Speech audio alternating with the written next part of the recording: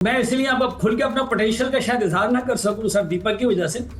लेकिन इनका नाम मैंने पहले भी कहा था कि आपने ऐसी आरजू रखा हुआ, ये ईशा देवल वगैरह को नाम रखे इनका, ये ईशा है इनकी जो आरजू को हिंदी में ईशा बोलते हैं। दूसरी बात ये कि देखिए आप लोगों को अच्छी तरह से पता है पाकिस्तान के पोटेंशियल का, which have already demonstrated during operation Sindoor 1। अच्छा, अब इतने दिन से हम ऑपरेशन सिंदूर 2 का इंतजार कर रहे हैं, खाली गीदड़ भपकियां हो रही हैं हर रोज के मेरा सीना छलनी हो गया, औरतों की तरह वो मोदी साहब अपना सीना चीज देखिए, एम्बेसडर वोरा बैठे हुए हैं, आपने उनकी तारीफ की तो उन्हीं के ऑनर में जरा एक बात सवाल सुन लीजिए, उसके बाद मैं उन्हीं के पास जाऊंगी, क्योंकि ये आप पहले तो आरजू जी के ऊपर हमला करते हैं, उसके बाद आप पहले आरजू जी पर हमला करते हैं, फिर आप अपनी आवाम पर ही हमला करते हैं। जब आप इस बात को मानने से इनकार करते हैं कि आपसे गलती हो रही है, ये तालिबान जो है टीटीपी, जिसको पालने वाले आप ही हैं सर, तहरीके तालिबान पाकिस्तान को पालने वाले तो पाकिस्तान है, और अब वो आप पर हमला कर रहा है, पाकिस्तान की जमीन पर भी कब्जा कर रहा है।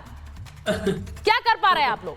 कोई करके तो दिखाए, किसी में हिम्मत। अरे दिखाइए इन्हें तस्वीर, इन्हें समझ नहीं आ रहा है। आप तो सुपर पावर है ना, देखें वो तो है सर, अभी भी कहा वो तो है दीपक बैठे हुए नदीम जी, वो बिल्कुल है, बिकॉज ये भी डिप्लोमेट है, ये हर जगह पे यही बताते हैं कि हम दुनिया की सुपर पावर हैं। अगर आप सुपर पावर हैं और पाकिस्तान को ऐसी बनाना रिपब्लिक समझते हैं तो आ जाए, ऑपरेशन सिंदूर 2 कर लें, ऑपरेशन सिंदूर 1 कर लिया, 7 जहाज आपने गिरा दिए, यार शर्म आनी चाहिए। ऑपरेशन सिंदूर किया और ये बताया आपको कि ऑपरेशन सिंदूर अभी भी जारी है। आप भारत के ऊपर मत आइए, क्योंकि पहले इनसे तो लड़िए। टीटीपी वो देखिए आपकी पोस्ट पर कब्जा करके बैठे हैं, पहले इनसे लड़िए, अपनी पोस्ट को बचाइए। वहां पर उन्होंने टीटीपी पोस्ट लगा दिया, आपकी सेना डर रही है वहां जाने से।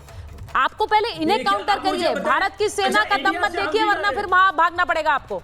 जैसे आप अपने आतंकियों को भगा रहे पीओके से, वैसे ही ये सेना भी भागेगी। मैं सिर्फ ये तस्वीर दिखाकर ये कह रही हूं कि पानी अफगानियों से डरेंगे। देखिए अब यही तो दिक्कत है। एम्बेसडर वोरा ये कह रहे हैं अब हम अफगानियों से डरेंगे। अब आपके लिए सबसे इंपॉर्टेंट और सबसे पावरफुल लोग वो देश के आतंकी हैं जिनको आपने घर में रखा हुआ है, लेकिन अफगानियों से डरेंगे, वो आपको डरा रहे हैं। ये तस्वीरें आपके सामने हैं, पाकिस्तान के अंदर, और ये ड्यूरेंट लाइन के पास है एम्बेसडर वोरा। कई ऐसे इलाके हैं जहां इन्होंने अपना कब्जा कर लिया है, इनकी हिम्मत नहीं हो रही है वहां जाने की। ये अफगानिस्तान, आप बेहतर बता सकते हैं हमारे दर्शकों को कि अफगानिस्तान को, ये टीटीपी को पालने वाले और उनको बड़ा करने वाले पाकिस्तानी है। अब ये उन्हीं को आंखें दिखा रहे हैं। ये ठीक उसी तरह है जैसे ये इनके आतंकी इन्हें आंखें दिखाते हैं पाकिस्तान के अंदर, जिन्हें इन्होंने पाला। बहुत बहुत धन्यवाद मैम, बहुत अच्छा लगता है जब आपके साथ आपके चैनल पर होता हूँ। One of the best in the country, if not in the world. मैं इस समय न्यूयॉर्क में हूँ और यहाँ पर अभी सुबह के पौने 9 बजे है और तापमान बाहर का 7 डिग्री है। तो मौसम की जानकारी के बाद अब आपसे बातचीत करता हूँ जिस विषय पर आपने पूछा है। एक हम लोग डैम भूल जाते हैं मैम, 2016 में इसका उद्घाटन किया था प्राइम मिनिस्टर नरेंद्र मोदी, और उस समय जो अफगानिस्तान के राष्ट्रपति थे अशरफ गनी। सलमा डैम है ये, 42 मेगावाट बिजली बनाता है, 750 स्क्वायर किलोमीटर जमीन को ये पानी देता है, और ये है हरी नदी पर। इसको चिश्ती शरीफ डिस्ट्रिक्ट है हेरात प्रोविंस का, मैंने देखा हुआ है उस एरिया को, तो वो डैम बड़ी अच्छी तरह से काम कर रहा है। अब जो डैम बनाए जा रहे हैं, ये जो एक इंडस वाटर ट्रीटी का तो हमने स्पष्ट कर दिया है कि अब उसको हम बंद करेंगे, पानी वहां नहीं जाएगा, क्योंकि वो ट्रीटी अबेयंस में। मेजर साहब नाराज ना हो, मैं आपको सिर्फ समझा रहा हूं कि हमारी तरफ से पॉइंट ऑफ व्यू क्या है। सही। और अब जो काबुल नदी और कुनार नदी जो आती हैं, काबुल नदी खासतौर से जो इंडस के पानी को और बढ़ाती है, उसके ऊपर अगर ये बांध बनाने, शायद $250 मिलियन का है, और हम बहुत हद तक उसकी फंडिंग कर रहे हैं। वो बायलैटरल है हमारे लिए। हमने कभी ये नहीं कहा था कि आप लोग में इसका पाकिस्तान पे क्या असर पड़ेगा, वो हम नहीं सोचते। अफगानिस्तान ने कहा हमें ये डैम चाहिए, पानी हम खुद इस्तेमाल करना चाहते हैं इरिगेशन के, हमने कहा जी आया नो, हम आपके लिए ये बनाते हैं। अब इसके बाद अगर कुनार नदी पर भी कुछ शुरू हो जाएगा सर, तो बहुत दिक्कत होगी। एक तो आप ऑपरेशन सिंदूर की बात कर रहे हैं, you are looking at it, you know, you are an army officer, हर चीज को मिलिट्री की तरफ से देखते हैं, मैं डिप्लोमेसी की तरफ से देखता हूं सर। कि आप लोगों ने टीटीपी को क्रिएट किया, ये सब जानते हैं। आप ही लोगों ने ये भी माना हुआ है सर, मैं नहीं कह रहा, ये CIA की रिपोर्ट आप कभी देखिएगा, तो उसमें ये लिखा हुआ है कि Islamic state of Khorasan province को भी 2015 में आप लोगों ने क्रिएट किया ताकि तालिबान को काबू रख सके। अब क्या हो रहा है, तहरीके तालिबान पाकिस्तान, मैम ये सुनने वाली बात है जनरल साहब, कर्नल साहब, कि अब तहरीके तालिबान पाकिस्तान और ISKP आपस में नहीं भिड़ रहे हैं, उनमें समझौता हो गया लगता है कि वो मेरा इलाका है, मैं नहीं ठोकूंगा तेरे को, वहां वो तेरा इलाका है, तू मुझे मत ठोकियो। तो आप लोग कैसे निपटेंगे इन दोनों के साथ? ये तो बड़े खतरनाक है ISKP। मॉस्को कॉन्सर्ट हॉल याद है आपको, जब इन्होंने अटैक किया था, कितने लोगों को मार दिया था।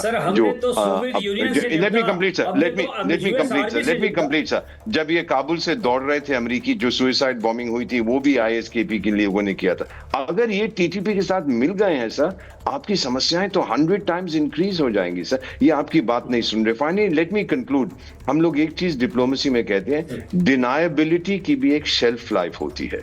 डिनायबिलिटी की जब शेल्फ लाइफ खत्म हो जाए, आप एक्सपोज हो जाते हैं। कब तक आप कहते रहेंगे कि मैंने कुछ नहीं किया, मैंने ये नहीं किया, मैंने वो नहीं किया? कब तक आप कहेंगे कि हम लोग तो व्हाइट हाउस में गए ही नहीं थे, कभी वहां पे लंच भी नहीं खिलाया, हमने कोई रेयर अर्थ नहीं प्रॉमिस की? कब तक आप डिनाई करेंगे?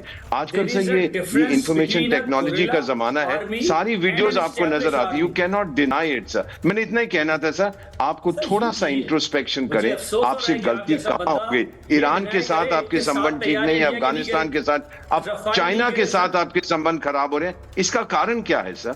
आप सोच सकते हैं क्यों हो रहा है ये? सर आपने पहले भी ये पूछा था, पहले भी तो मैं बता दूं कि देखिए, आपने एक दफा सवाल किया था लास्ट प्रोग्राम में कि आपके तालिबान के साथ जो ताल्लुकात खराब हो रहे हैं वो क्यों हो रहे हैं सर। मैं उस वक्त मुझे टाइम नहीं दिया, तो आप मेरे सीनियर हैं, मैं आपको बहुत लाइक करता हूं, इसलिए मैं जवाब देना चाहता हूं। वो ये वजह है कि सर ये सारे आपने देखा है कि ये वार लॉर्ड्स हैं, और इनकी जो लड़कपन से लेकर यहां तक की जिंदगी है सिर्फ जंगें करती गुजरी है।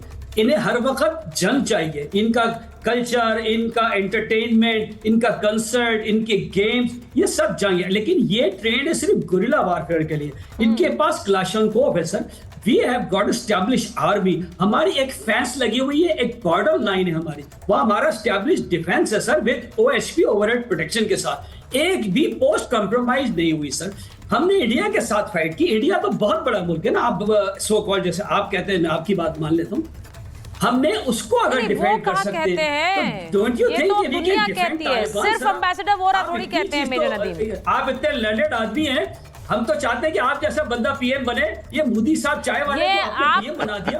आप जैसा बंदा आए, खुदा की कसम, आप हमारे मुल्कों का इस पूरे एरिया में पीस हो जाए और हम आपको अपना एम्बेसडर वोरा की तारीफ जो आप कर रहे हैं उसके लिए मैं थैंक यू तो बोलना चाहती हूँ, लेकिन एम्बेसडर वोरा हमारे देश के हैं, तो इन पर ज्यादा नजरें मत डालिए, ठीक है ना?